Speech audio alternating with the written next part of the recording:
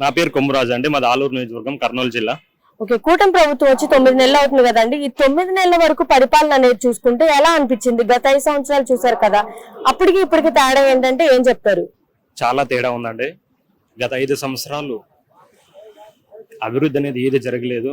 నియోజకవర్గంలో, మా నియోజకవర్గం ఆలూరులో కూడా కనీసం వైసీపీ గవర్నమెంట్ 5 నెలల్లో ఉన్నప్పుడు ఆలూరు హెడ్ క్వార్టర్ లో కనీసం 100 మీటర్ల రోడ్డు, మా ఊర్లో మెయిన్ హెడ్ క్వార్టర్ ఆలూరులోనే హెడ్ క్వార్టర్ లో కనీసం 100 మీటర్స్ రోడ్డు కూడా వేయలేదు.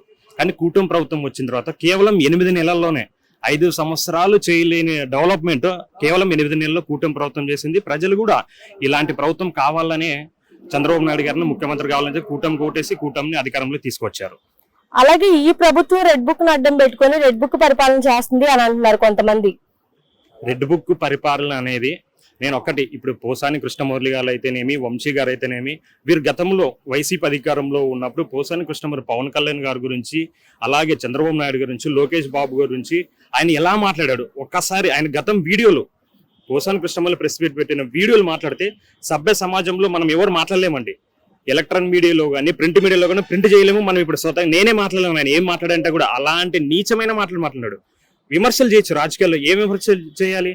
పాలనాపరమైన విమర్శలు చేయొచ్చు, విధానపరమైన విమర్శలు చేయొచ్చు, రాజకీయపరమైన విమర్శలు చేయొచ్చు. అలాంటిది వాక్కు స్వాతంత్ర హక్కు ఉందని చెప్పేసి ఇష్టానుసారంగా వచ్చి బూతులు మాట్లాడడం తప్పు. ఆయన ఆ రోజు తప్పు చేశాడు కాబట్టి చట్టం ఈ రోజు శిక్ష అనుభవిస్తున్నాడు. వంశీ అయితేనేమి, ఎవరైతేనేమి, ఇంకా కొంతమంది చాలా మంది ఉన్నారు. రెడ్ బుక్ అనేది ఏంటండి? ఎవరైతే అధికారాన్ని అడ్డం పెట్టుకొని బూతులు మాట్లాడి సామాన్య ప్రజలు ఎవరు రెడ్ బుక్ గురించి బాధపడట్లేదే. రెడ్ బుక్ ఎవరు బాధపడుతున్నారు?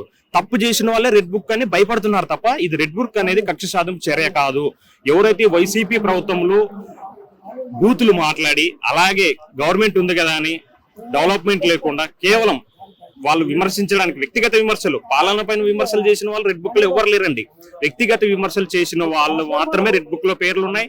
నెక్స్ట్ ఇంకా చాలా మంది కూడా ముందున్నారు. చట్టం తాని పని తను చేసుకోబోతుంది.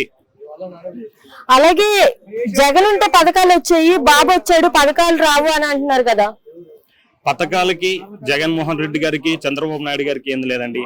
డెవలప్మెంట్ ఇప్పుడు సూపర్ 6 అని చంద్రబాబు నాయుడు గారు పథకాలు ఇస్తా ఉన్నాడు. ఆయన కూడా అన్ని స్కీములు కూడా ఇప్పుడు చూస్తా ఉన్నాం. ఇప్పుడు అమ్మ ఒడి కూడా మేలో ఇస్తామంటున్నారు.